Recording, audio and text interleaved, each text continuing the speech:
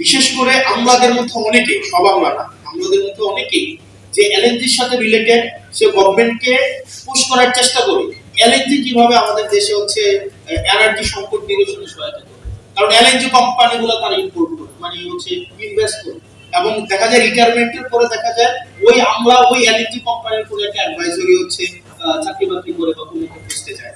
আবার যে হচ্ছে এইচএফ নিয়ে কাজ করে সে দেখা যায় গভর্নমেন্টকে পুশ করে, পলিসিতে পুশ করে যে আমাদের হেভি ফুয়েল গুলো যদি আমরা ইম্পোর্ট করি বেশি বেশি, সেটা কিভাবে আমাদের এনার্জি ক্রাইসিসকে সলভ করবে।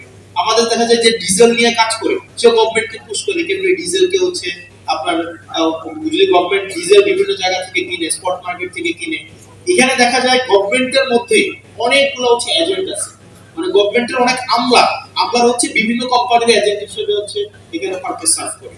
এবং এটা খুবই আমাদের জন্য দুঃখজনক। আমাদের আমলাদের মধ্যে অনেকেই, সব আমলা না, অনেক আমলা হচ্ছে দেশপ্রেমিক, অনেকরা হচ্ছে স্যাক্রিফাইসিং, কিন্তু অনেক আমলা আছে তারা সরকারি চাকরির এই ক্যাপটাকে ব্যবহার করে বেসিক্যালি বিভিন্ন কোম্পানির পারপাস সার্ভ করে, এবং গভর্নমেন্টের পলিসিতে তারা তাদের ব্যক্তিগত এজেন্ডাকে পেনিট্রেট করার চেষ্টা করে।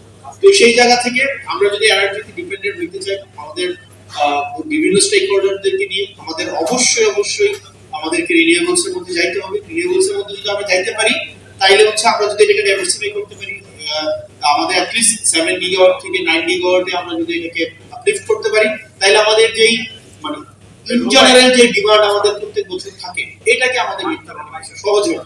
আর যে প্রশ্নটা আমাকে করা হয়েছিল যে ওভারঅল গভর্নমেন্টের যে হচ্ছে আপনার গুড, আমাদের গভর্নমেন্টের অনেক গুড সুইং হয়, মানে গভর্নমেন্ট আসলে কি এটা বোঝা যাইতেছে, মানে এটা আসলে হাসিনার সময় না বোঝা যাইতো যে ডিসিশনটা দিন শেষে কে নেয়। মানে দিন শেষে দেখবেন ডিভোর্সের প্রবলেমও দিন শেষে ডিসিশন দেয় হাসিনা, দিন শেষে সবাই দৃষ্টি আকর্ষণ করে হাসিনা। ডিসিশনটা আমার কাছে মনে হইতেছে there are so many governments within the governments, আমার কাছে এটা মনে হইতেছে।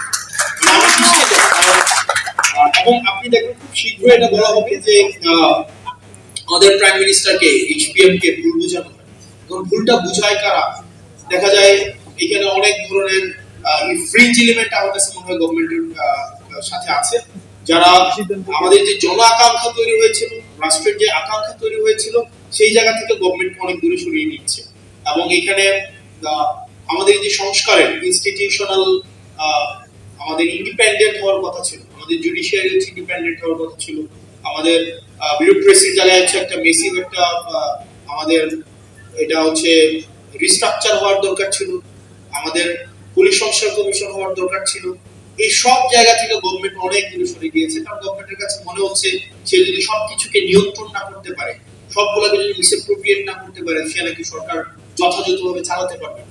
এখন আমার কাছে ম্যাডাম খুব ভালো বলেছেন কিছুক্ষণ আগে যে শেখ হাসিনা থেকে তো সবচেয়ে বেশি হচ্ছে মানে সেন্ট্রাল, একদম সবকিছুকে সেন্ট্রালাইজ করা, হাসিনা কেন্দ্রিক যেভাবে সবকিছু সেন্ট্রালাইজ হয়েছে, এর থেকে শক্তিশালী তো আর কেউ থাকে না, আর কেউ ছিল না। তারপরেও তো শেখ হাসিনা টিকে থাকতে পারে না।